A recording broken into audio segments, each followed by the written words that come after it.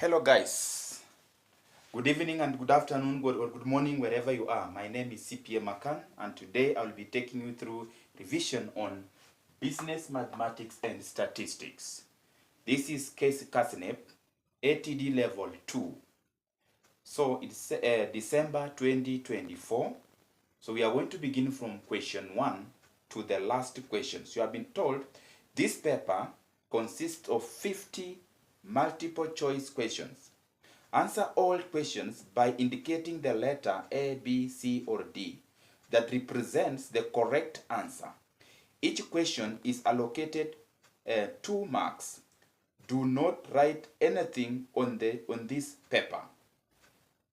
Use the following information to answer questions 1 to question 5. So I'm going to handle question 1 to question 5.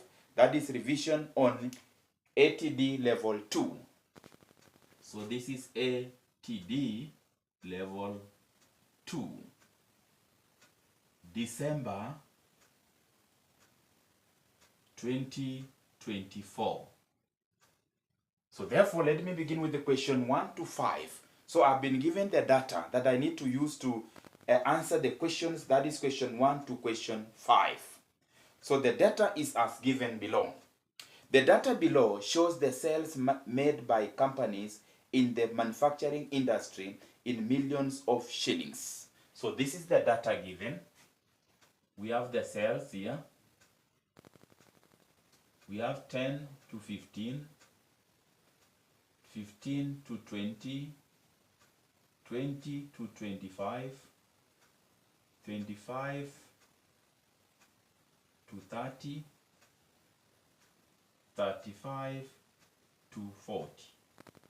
Then we have the number of companies. Number of companies. We have 10. We have 22 companies. We have 18 companies. We have 15 companies. We have 8 companies. We have 8 companies. So we have class 10 to 15.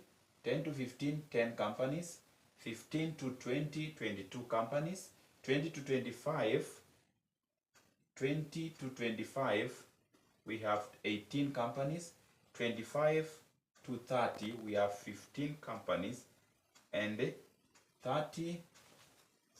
is now 30 to 35, we have 8 companies, and 35 to 40, we have 7 companies. Let me interpret what it means first. It means that in this case, the number of companies refers to the number of frequencies. That is to say that the companies that fall in between 10 to 15 million sales, there were 10 companies in that category. So therefore, this one is called a class. Okay, this one is called a class, or you can call it a class, or you can call it a group. This one is also another group, that between 15 to 20 million, there were 22 companies in between. So therefore, this number of companies here represent the frequency. Correct? This is the frequency, and this is the data we have been given now to answer question 1 to question 5. Let's go through question 1 and question 5 to question 5. Question 1 says, calculate the mean. Calculate the mean sales. So calculate the mean sales from the data. 2, calculate the upper quartile value of the sales. The upper quartile. 3, calculate the lower quartile value of the sales. 4, calculate the standard deviation of the sales. 5, calculate the coefficient of variation from the sales. Now, when you look at this particular question, first and foremost, you need to understand what is this all about. This one is from the measure of central tendency together with the variation, that is the dispersion of the data. So they have combined 2 topics that you are supposed to understand from here. The first part of it is the measure of central tendency, and then the second one is to measure the dispersion of the data. That is to say, we are now trying to understand how far is this particular data from the actual observation. So therefore, in this case, you are going to use the 2 topics from the business mathematics and the statistics to answer this question. Let's come and enjoy the question. Now, question 1, calculate the mean sales. this case now they are saying A, or number 1, calculate the mean. Mean now in this case I can represent it by using letter X there, which is given by summation of, because we have a frequency here, we can include the frequency multiply by X. Then you divide this by N. N here is the total number of items, or total number of values, total number of items indicated. So N is the total number of items indicated. In this case, this is now the total number of items that we need to find out. So therefore, when you add these, you'll get now the total number of what? Items representing N. So when you try to add that question correctly, your answer you are supposed to get, you add all this from here up to here, your answer you get is 80 million. That is the frequency. So there are 80 number of companies here representing sales in millions. So I have already N. What is missing is F. F already I have F, which I've said this one is representing my F. Now what is missing is X. And because I've been given grouped data here, I need to get the median, the middle number in between here. So I need to get the average. So for me to get the X now here, I will now take the cell, in the class here, which is 10 plus 15, I divide by 2 for me to find the value of X. Then the same applies to the second class, which is 15 plus 20 divided by 2, 20 plus 25 divided by 2, 25 plus 30 divided by 2, 30 plus 35 divided by 2, 35 plus 40 divided by 2. When you do that calculation, it will give you, number 1, with this plus this, divide by 2, your answer is 12.5, followed by 17.5. If you divide it well, you will get 22.5, 27.5, 32.5, and finally 37.5. So I have the value of X here. And for me now to combine these two, F times X, so I will bring here now X, F times X. Therefore it means I will take my F here, which is now the frequency or the number of companies, I multiply by the value of X for me now to get Fx. So when I have these values now, when I total sum it up down, I will get now what we call summation of Fx. So I'm looking for summation of Fx for me to calculate on this particular area. Now, when I say now this times this, my answer is 125, 385, 405, 412.5, 260, and finally 262.5. So these are now the value of Fx. So if I total it now, I will get what we call summation of Fx, which will give me 1850. If you calculate it very well, you will get your 1850. Therefore, I've been told here, calculate the mean. My formula is summation of Fx divided by n, which is now 1850 divided by n, which is 80. Your answer is how much? 23. So you'll get there 23. 2 marks. So the correct choice there was supposed to be A, 23.125. A. We go to number 2. Number 2 is saying calculate the upper quartile. Upper quartile. Upper quartile, we need to understand first of all what it means. When you talk about upper quartile, we are talking about the data being divided into 4 sections, and these 4 sections we have the lower quartile, the middle quartile, and the upper quartile. So when they say upper quartile, we are now referring to Q3 according to our notes. Q3. This is the upper quartile.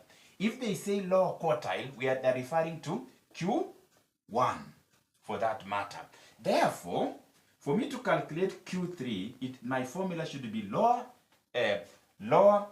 value of the lower value of the class. You add an interval of the frequency into brackets n divide by 2.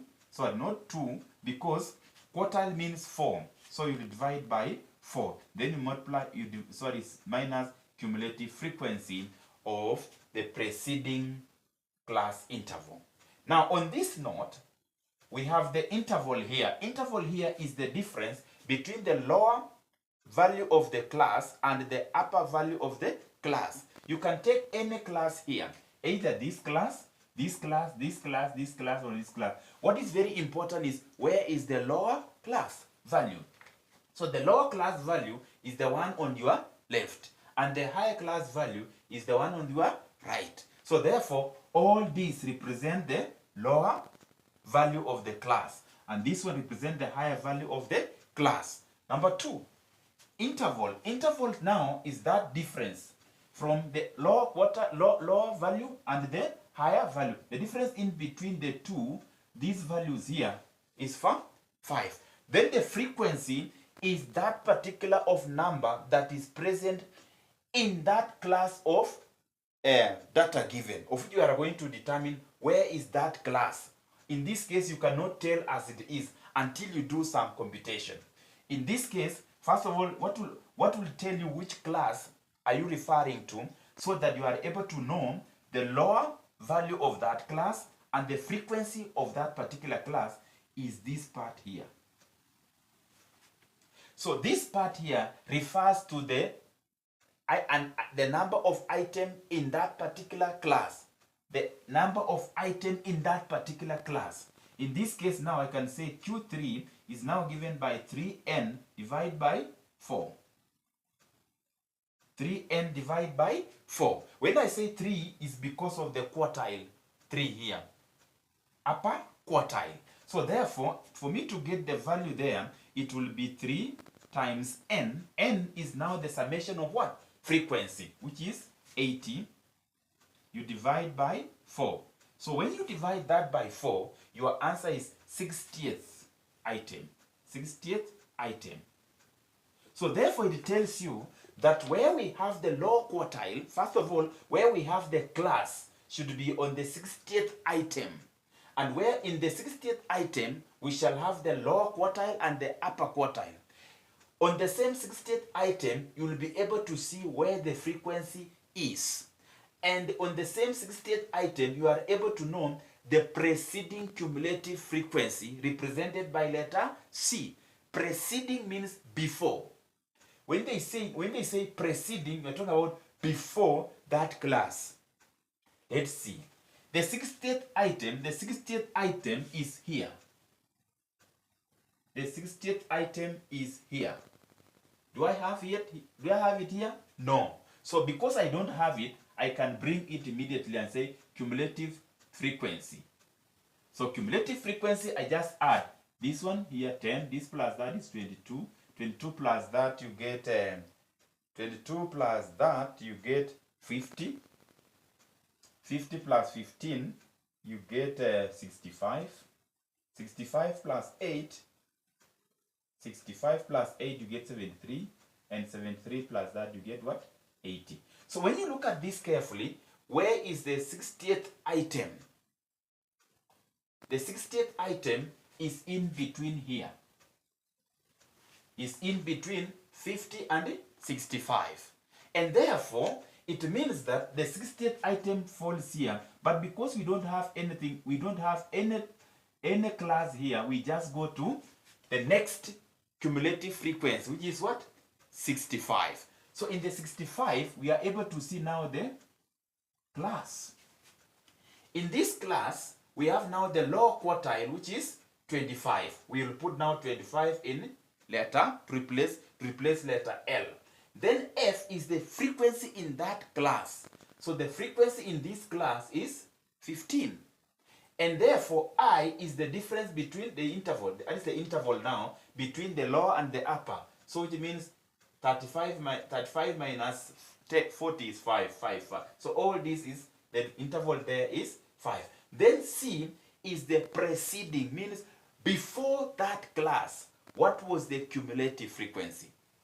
So in that case, the cumulative value before this class is what? 50. So therefore, our work will be very simple. This is now therefore, our class is, the lower class is 25 plus the interval of 5 divided by the frequency of that particular class, which is what? 15 into brackets 4 divided by 4. In this case, I've already found it to be 60 minus the cumulative preceding cumulative frequency, which is what? 50. So if you work out this one using your calculator very well, your answer you're supposed to get is 28.33. That is question 2. Question 2 there, the choice was C. We go to question 3. Question 3 says, calculate the lower quartile. So, not the upper quartile, the lower quartile. Calculate the lower quartile, which is Q. I've said this is Q what? 1. So, therefore, Q1, let me get the nth item for that matter. It will be n over 4, which is 80 divided by 4. Your answer is 20th item. So therefore, for you to calculate the lower quartile, you have to say L plus interval over F into brackets n divided by 4 minus cumulative. In this case now, I go directly to the 20th item. The 20th item cumulative here is in between 10 and 22. And because between 10 and 10 there is no any class here, my work is very simple. I just go to the second cumulative frequency, which is what? 22. And then my class is that. So therefore, my lower value is 15. My frequency on that particular class is 22. So therefore, I will just need to substitute here. This is 15 plus 5 divided by 22 into brackets 20 minus 10. So if you work out this carefully, your answer you get there is 17.17. So the correct choice for number 3 was B, 17.27.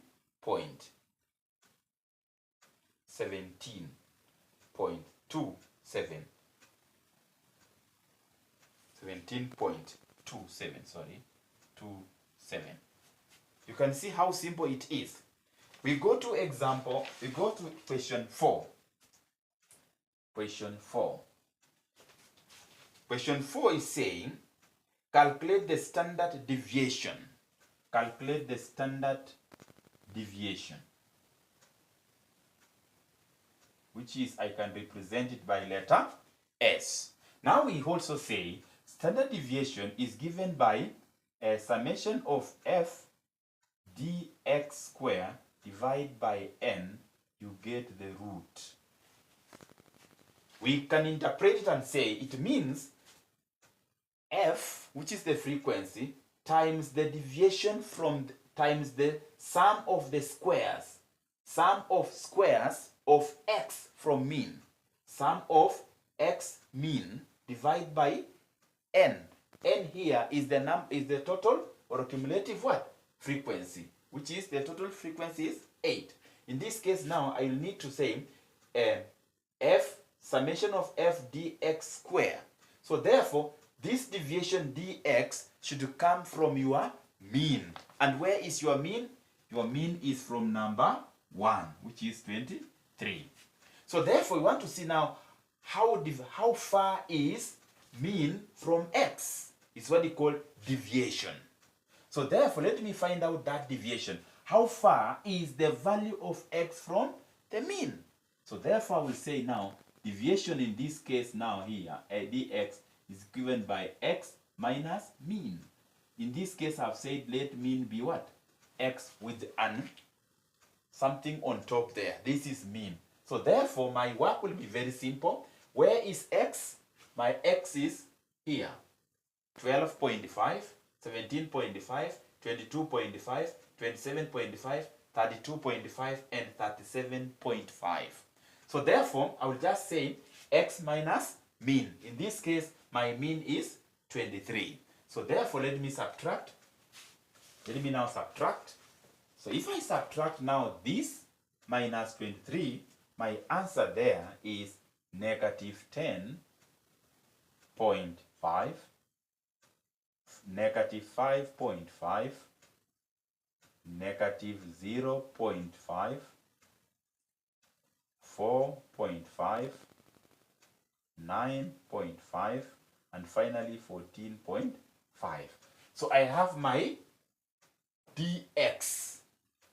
But I want now to square it so that I now eliminate the sign w. So the sign negative sign here. So I want to remove this negative sign here by squaring it. So when I square now, so it means that dx square, when you square now this, it will give you 110.25. 30, this one gives you 30.25. This gives you 0.25. This gives you 20.25. This gives you 90.25. And finally 210.25. When you square 10.5, you will get 110.25. If you square 5.2, you get 30.25. But you see the formula is saying, once you get now the sum of the squares of the mean, you have to multiply with what? F, sorry. So in this case, it will now be f times the square, the square of the deviation from the mean.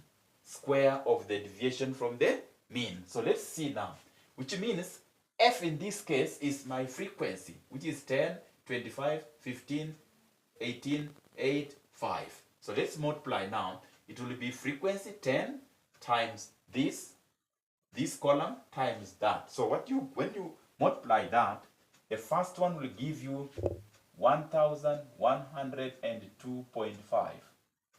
1102.5. The second will give you 665. 665.5. The third one is 4.5. 4.5. The fourth one will give you 303. 303.75. The fourth one should give you 722. Then the last one should give you 3230.5. Now, because I want the summation, this sign here, I need to add all this. So if you add this, you get now summation of f dx, which is, in this case, 6028.75. That is your summation. So therefore, your work is very simple. Come and substitute now here. So the upper one is 6,028.75. You divide by n. N in this case is what? 80. Then get the square root. So your answer is how much? Standard deviation for that matter? 8.6. 8.68. That is your standard deviation. Number 5, which is the final one, it was saying calculate the coefficient of variation. Coefficient of variation is given by the standard deviation over mean times 100%. The standard deviation over mean times 100%. In this case, already we have these two values here. We have these variables here. We have s, which is the standard deviation. In this case, I have 8.68. Then I have the mean here, which is 23. So yours is just to substitute. So it is 8.68 divided by 23 times 100%. So what is your answer there? Your answer should be 37.78. 37.74%. You can see how simple the question was. So each and every question was carrying 2 marks. So here we have already 10 marks from the table given. So let me go to the other question. That is question 6 to 8.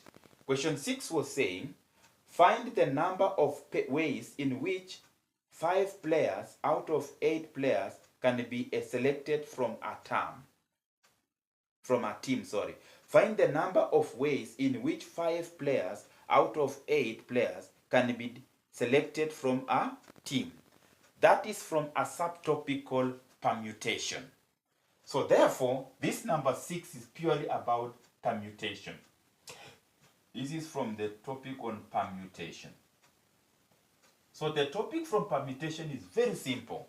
In this case, we have been told, find the number of ways in which 5 players out of 8 players can be selected from a team. So in this case, your work is very simple. You just say this n permutation divided by n minus r, then r, then r for that matter. R for that matter. So this one is the total. This one is how are you picking it? How are you picking it? In this case, they are saying find the number of ways in which 5 players. So this is now you are picking 5 players from the team of what? 8, which is n.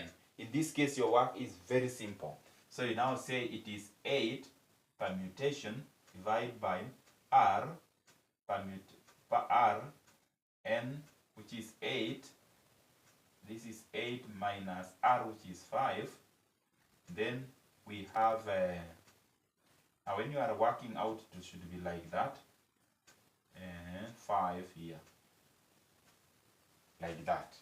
So I want now to permute this 8 on the numerator and also 5 on the denominator. So your work is very simple.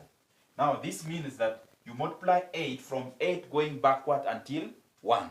So it will be 8 times 7 times 6 times 5 times 4 times 3 times 2 times 1 times 1 for the numerator. Then for the denominator, you have to subtract first. First of all, I have to permute 5. Then I have also to permute the difference between 8 and 5. So in this case, we have 5, and then here we have what? 3. So therefore, for us to work out that, it will be 5 times 4 times 3 times 2 times 1. So I'm through with the 5 here. So we have here 3. So I would say now times 3 times 2 times 1.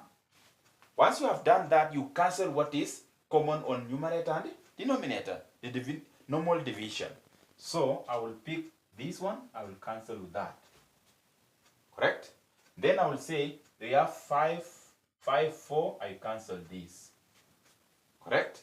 Then I will see 3 there, 1, 3 here, 2, 2 there, 1, 2 there, that. So what is remaining is 8 times 7. So your answer is 56. So which means the number 5 can be written 56 times from 8. Let's go to number 7 for that matter. Number 7 is saying, in how many ways can 3 people be seated in a row containing 6 seats? It's the same permutation. So in this case, it's still permutation. So they are saying it is still n over n permutation over r. In this case, now it is over r. The number of times you are picking. So you can see over r. So therefore, the number there they are saying is 6 over r. They are picking how many times?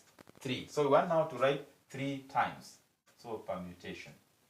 This gives you what? 6 times 5 times 4 times 3 times 2 times 1. Then the denominator is 3 times 2 times 1. So this will cancel with that. So 5 times 6 times 5 is 30. 30 times 4, your answer is there is 120. So your answer here is 120. 120. That was choice B. Now the last one, which is number 8. Which one of the following is not a method of collecting primary data? So in this case, we want to collect the primary data to be used for decision making. That is to say, when you go to the field there, what are the methods you can use? One is observation, interview, and also experiment. You carry out the experiment. So choice D was not the correct method of collecting data, because they are saying A, interview. Yes, you can go to the field and interview the locals, or interview the supervisor, or interview the incumbents. Then they are saying observation. This is where you use your eyes to see the activities, how the people are carrying out their activities, or you observe exactly how employees are performing in that particular organization, working on that particular activity. Then experiment. This is where now you are carrying out the number of trials to see which is the best, to get the average out of the total. So therefore, choice D was wrong. Okay, that is how you are supposed to do that question. That is question 1 to 8. Question 1 to 8. You have done question 1 to 8.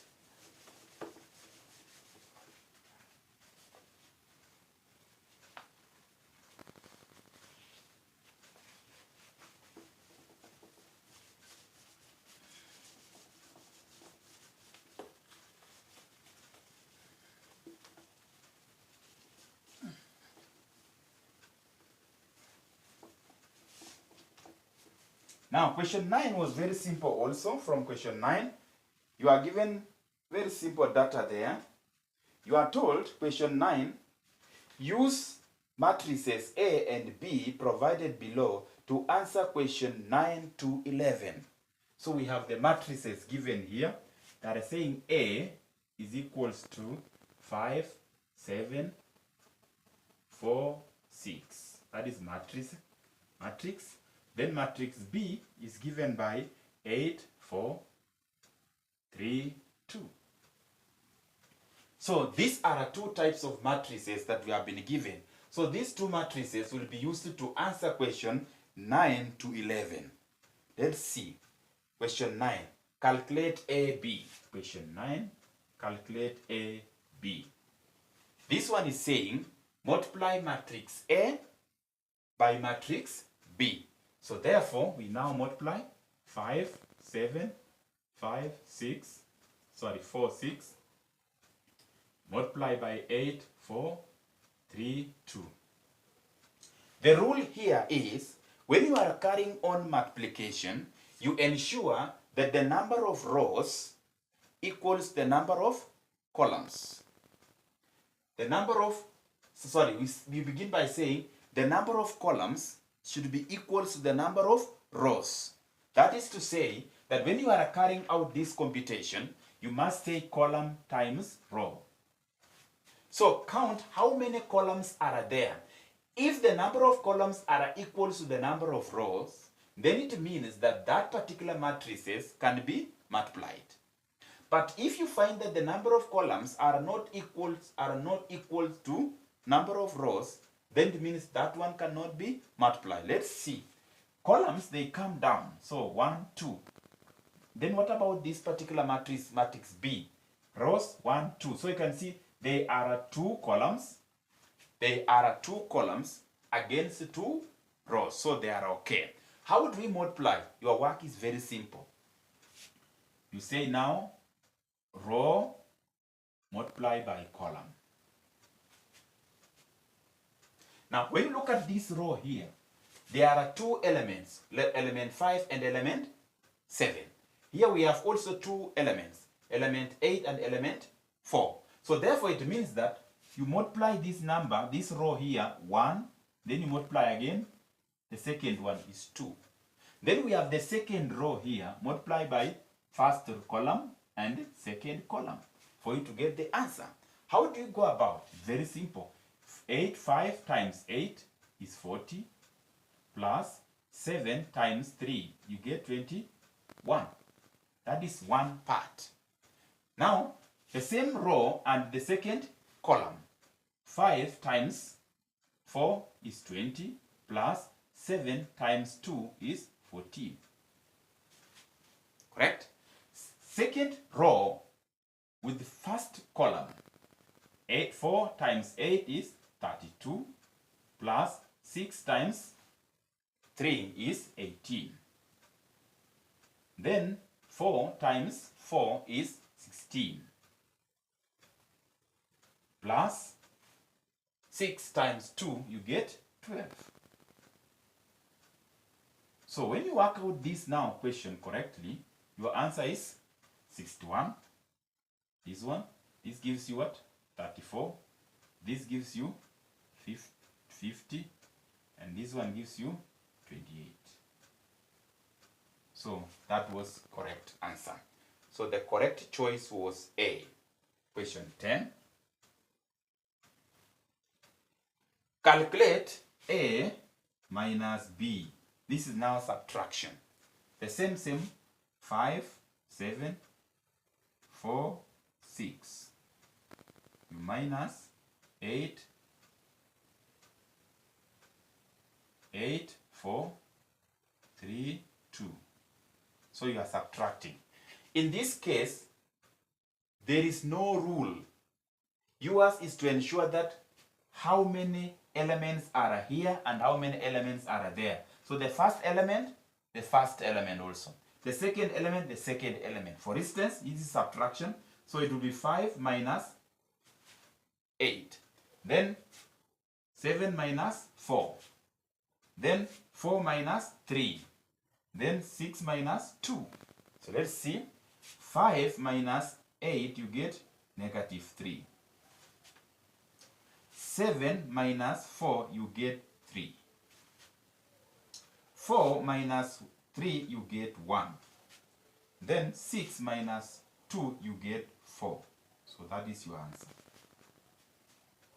So the correct choice was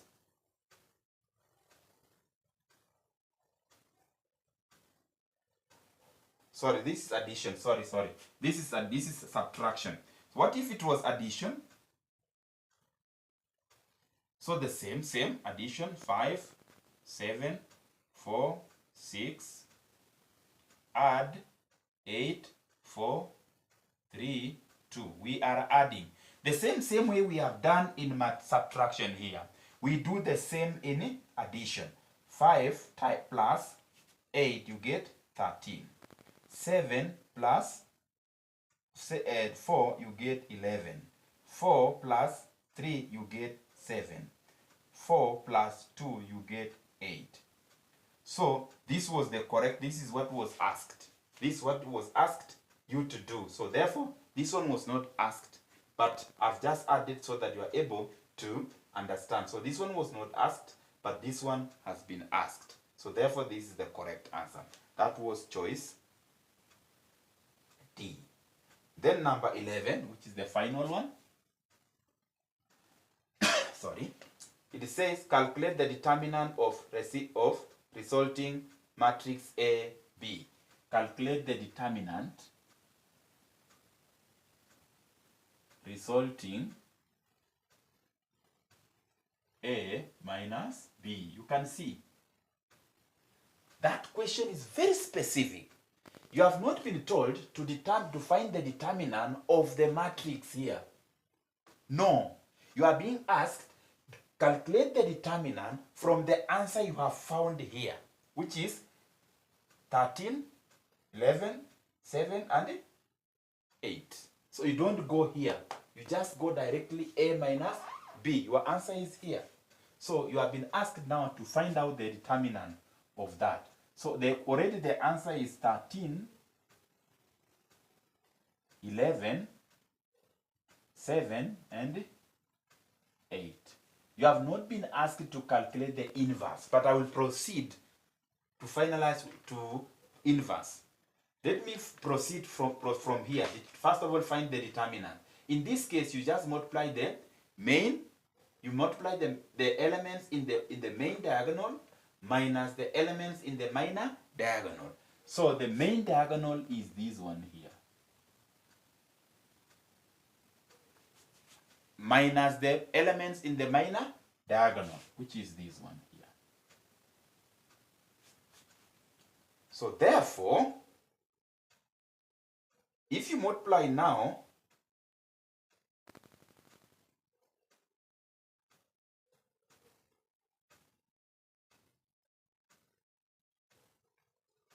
so this is A minus B. So if it is A minus B, this is not the correct one.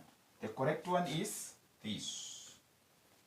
A minus B, which is now negative 3, 3, 1, and 4. So not this one. This is plus. So they are saying A minus B. So let's see now what is happening. So main diagonal.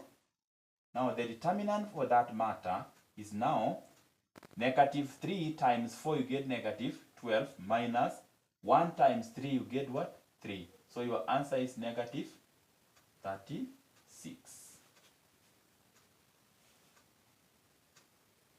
Sorry, not negative 36, but negative what? 15. Negative 15. So your determinant is negative 12 minus 3, you get negative 15. Now, what if you have been asked to calculate the inverse? For the inverse case, your work is very simple. I have already given this one, I have already this figure here as my determinant. So the inverse will be now, I interchange this to be there, I also bring 3 there. Once I've done that, the elements in the minor diagonals, you interchange the signs. Correct? You interchange their signs. If here is negative, you put here negative. If here was positive negative, you put here negative. So in this case, they are a positive. So therefore they carry negatives. You only interchange the elements in the main diagonal. But when it comes to the elements in the minor diagonal, we only interchange the signs. So let's interchange the signs. In this case, it will be now 4 up there. Then this is 3, 1, negative 3. So this will be negative, like that. Therefore, the inverse now will be 1 over the determinant, which is negative 15, into brackets. This now the figure that you have 4, negative 3, negative 1, negative 3. That is how you are supposed to finalize. Then you can open these brackets. This as scalar, you multiply by each and every element in the matrix. So this times this, you get what? 4 over 15, negative, that which gives you positive 3 over 15. This times that, you get positive 1 over 15. This time this is positive 3 over 15. So that is how you are supposed to work if you have been asked to calculate the inverse. So thank you so much for enjoying the revision, and I hope and believe that you will be enjoying this one as we proceed with the last sitting paper, December 2024. Have a wonderful time. Please kindly subscribe, like, and share the video with your friends to enjoy also the same revision. Have a wonderful time.